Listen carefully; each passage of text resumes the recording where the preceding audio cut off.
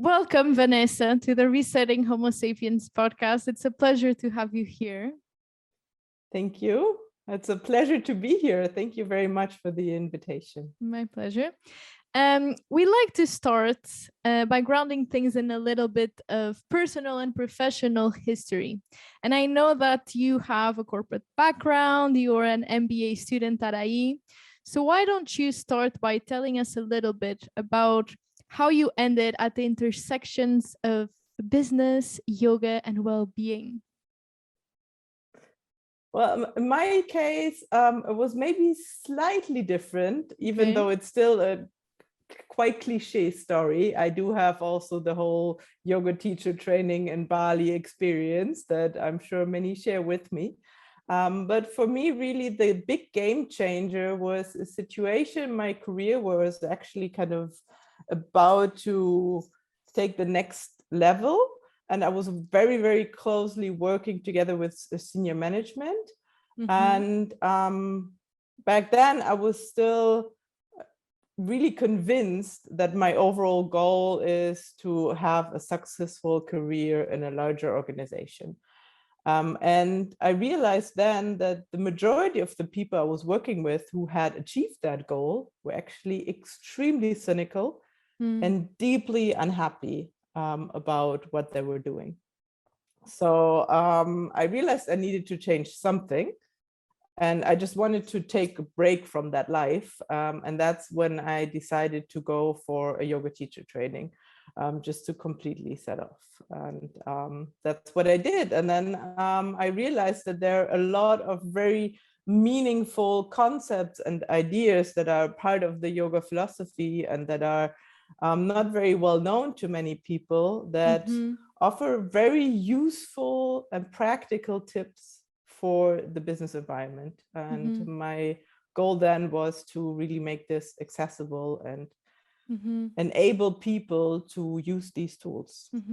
So for someone who might have not tried yoga yet, how would you begin to define yoga? And more particularly, what exactly did you find intriguing and interesting to apply to business? A short summary, if you can.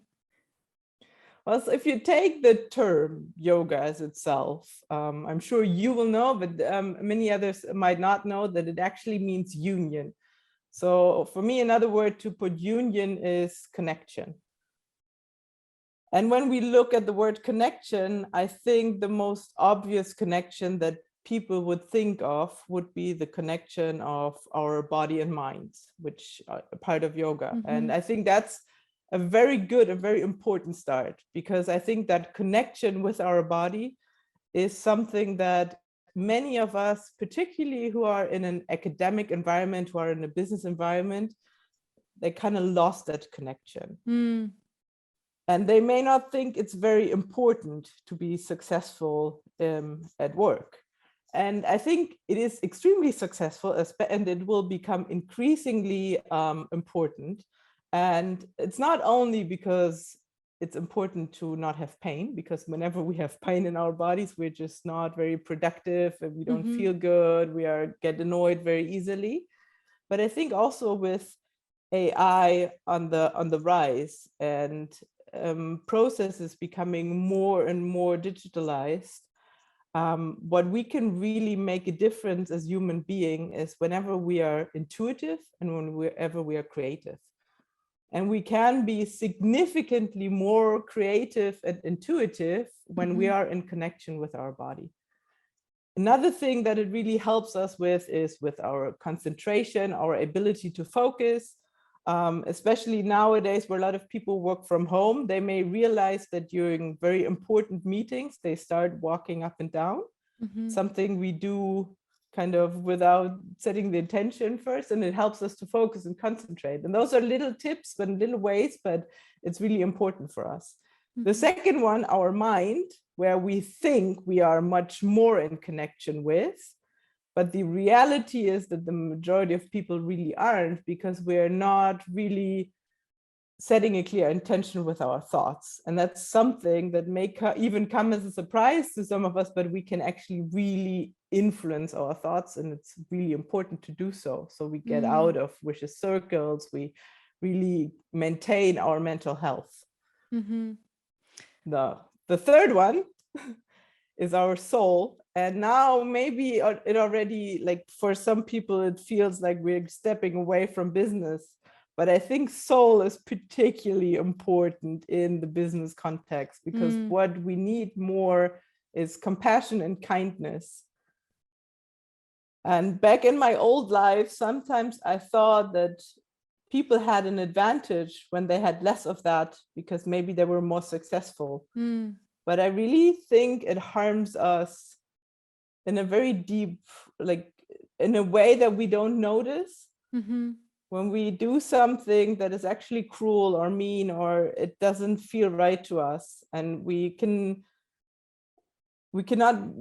be really numb about it and not realize it anymore, but it still continues to harm us. And then there's a fourth level, and that is the connection with our environment. And I think that's also extremely important. So all these 4 levels for me are yoga. And I think it has, if you look at it that way, it has very little to do than your classic yoga class that many people go to, where they feel I'm not physically flexible enough to do this. And that has absolutely nothing to do with yoga the way I see it. You're touching now in the pillars of the happiness center that sponsors this podcast, actually, the body, the mind, and the soul. So the environment is always there in the background of what we do, but it's precisely that we are trying to advance in university environments. Before we talk a little bit about Y2B, your business, that I'm very curious to explore, you touched on something intriguing, the concept of success. So even before we go there to Y2B, why don't you tell us a little bit, perhaps, of how your definition of success might have shifted since you began immersing in this world of yoga in business? I think one of the most important things that I've realized, and that I hope many people will realize, is that separation of what I really want and what my ego wants. And I think we live in a very ego-driven society. And there are studies that show that particularly business students have a very big ego, but they also tend to be more selfish than others. And a lot of times the way we define success and what we're aiming for is actually something that feeds our ego. So we want to be famous, we want to look great, we want to have a lot of money. But then sometimes when you talk to people, why do they actually want to have money, or do they even have time to spend it? It's not really the money as such, it's more what the money means.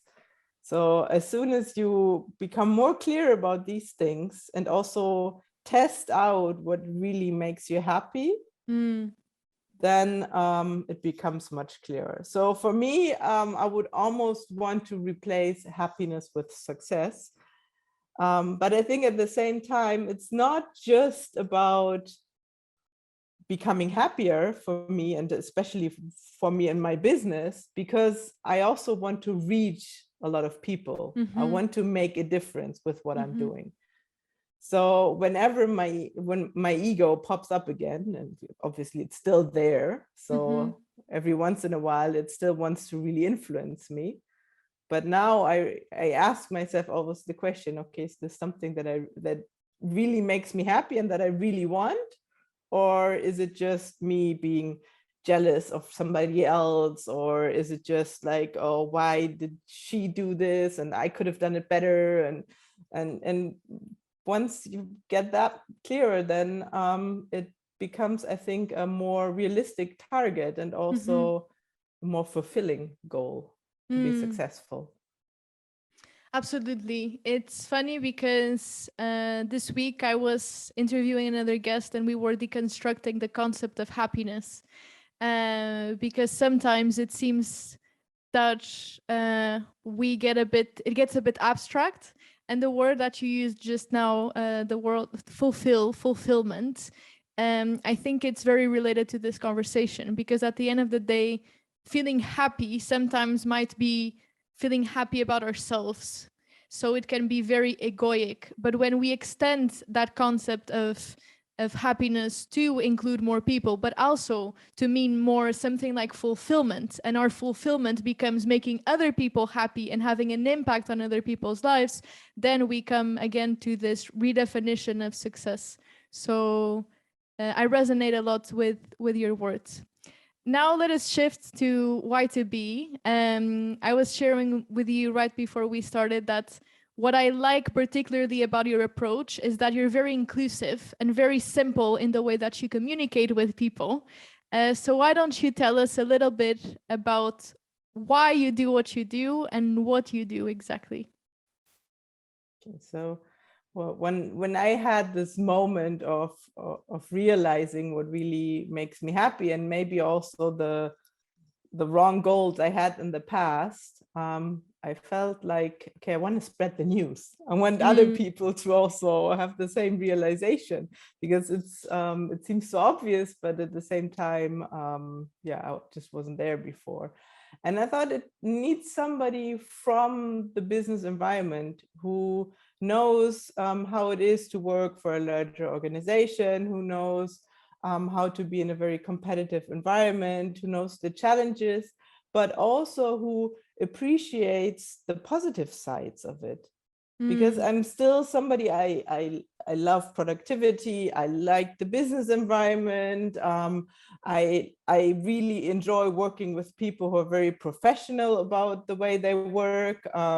So there's still a lot of things that I really like a lot about the business context. And I think in order to achieve what my goal is, it needs to be really adaptable to that environment. Because while I think mindfulness and yoga is not something that is very niche anymore, it's something that is very mainstream nowadays. Yes. But for most people, it's still something that they do after their work. Or even if they do it in the office, they do it, but it has nothing to do with their regular work. So what our main goal is really to make it part of their work routine. So to really include it in their habits, and to also influence the way they communicate with each other, the way they work. So what, do you want to talk a little bit about your different offerings, perhaps? Yeah, so we have all kinds of different trainings and workshops that we offer, and we have a very co-creating approach. So it really depends on what kind of customer we're dealing with. And we have sometimes larger workshops that are 1 or 2 full days that can be also very specific topics that have maybe from a first impression absolutely nothing to do with mindfulness or yoga. So it can be something like service mentality or design thinking. And then we always just link it together. And we always combine it also with regular trainings. So we have larger workshops, we have shorter sessions that can be 20 minutes every week. We have classes that are an hour every other week. So it really depends on the kind of customer we have, and also how open they are to this whole approach. I guess that one of the some of the impact that you're able to advance is balanced workflow, because that's also your tagline. Has there been any surprises in terms of the kind of impact that you have in these organizations after your trainings and consulting, would you say? I think the impact is very, very different also depending on how open the people are to it. So some I really noticed that they've changed a lot in terms of the way they look at certain challenges, the way they communicate with each other. Whenever we have the regular trainings, and that's of course also always very nice for us because we see the people on a more regular basis, and it's much easier to monitor really the impact we're having. And it's always noticeable that there's really a shift in the way they open up, the way they also form a new group, and they kind of just really empower each other and really make this work. So that for me is the biggest impact and the most meaningful impact. Yes. I think the most surprising part of it is that when we work with meditation or breathing exercises, also sometimes with some yoga exercises, we do this really like on a step-by-step basis. So we really test out what's possible with the customers, and then that really influences how far we go. And at the beginning, I thought, okay, this is going to be very different for some people. Like there's going to be a lot of reluctance. In particular in those larger team workshops where often there are also events where people really kind of have to go there. And I always thought there will be people there who just don't do it, or they just kind of sit in the corner, but it never happened so far. Like even when people were really reluctant in the beginning and they were like, oh, what is this? Like, this is nothing for me. Very often those were actually the ones that opened up the most. And that's really what I absolutely love about the work we do. Like that's for me is my favorite audience, my favorite participants, because then I really feel like I'm making a difference. You're reminding me when I did my teacher training that my teacher was always saying, especially for those people who don't seem very interested in yoga, just keep smiling a lot, and they'll come to you.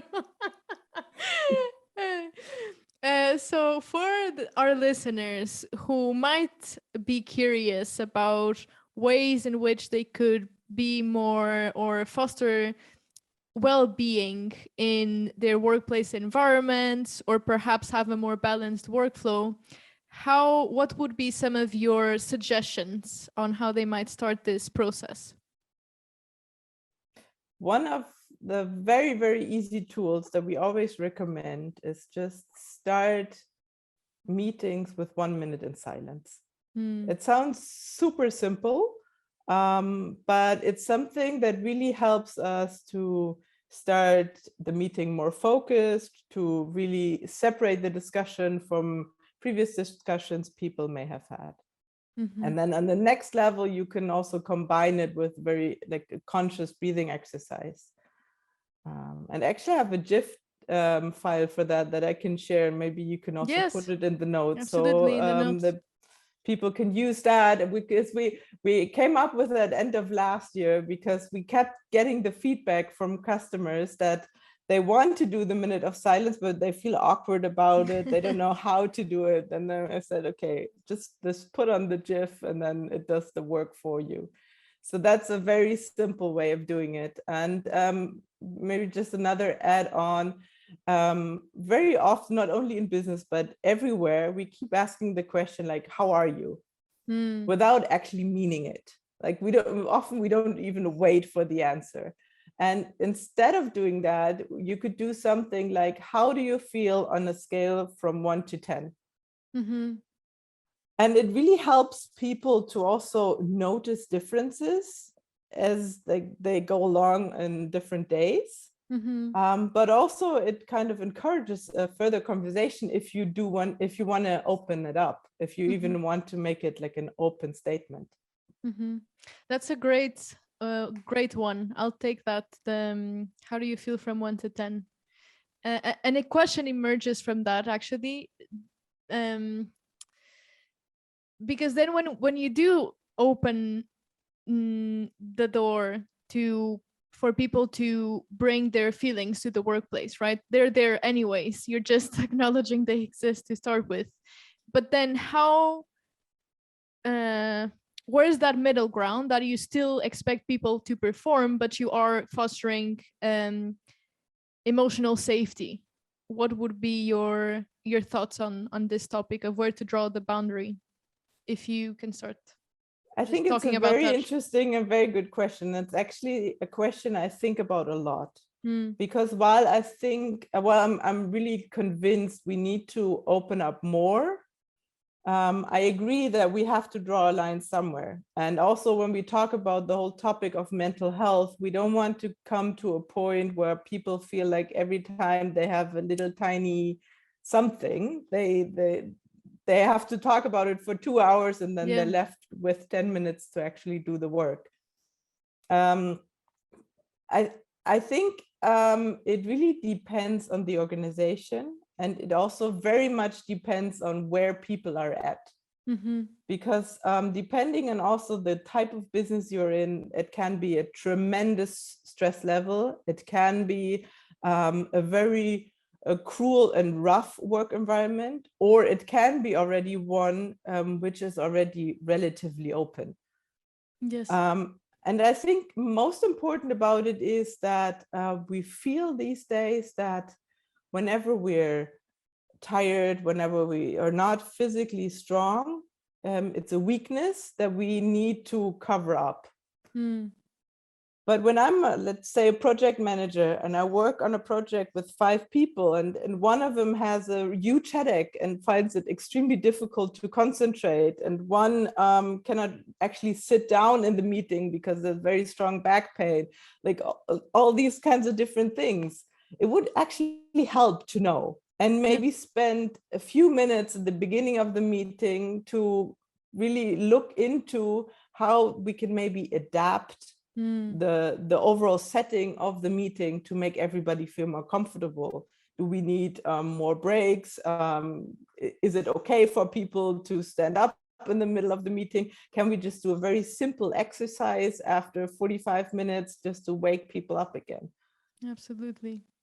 So I think the more open we are about the conversation, the more it helps us. And while there is the risk of maybe going too far, I think we're still very, very far away from that line, actually. Yeah. Thank you. And our last question, that it's always our last question at the podcast. What is your personal reset button? When you feel like returning to your center, what is your secret tool? Or not so secret? Not anymore. No, it's very simple. I think nature really is the best mindfulness mentor there is. I think whenever we spend time outside and really take the time to really consciously breathe in the fresh air and look at what surrounds us, I think that's a very powerful reset button. Mm-hmm. Thank you very much. It was very insightful to chat with you and very intriguing. Yoga and yoga in business for increased well-being and mindfulness in general. Thank you. Thanks for your time. And yeah, looking forward to seeing you sometime soon, and maybe at one of the IE alumni events once they're able to take place again in person. Absolutely.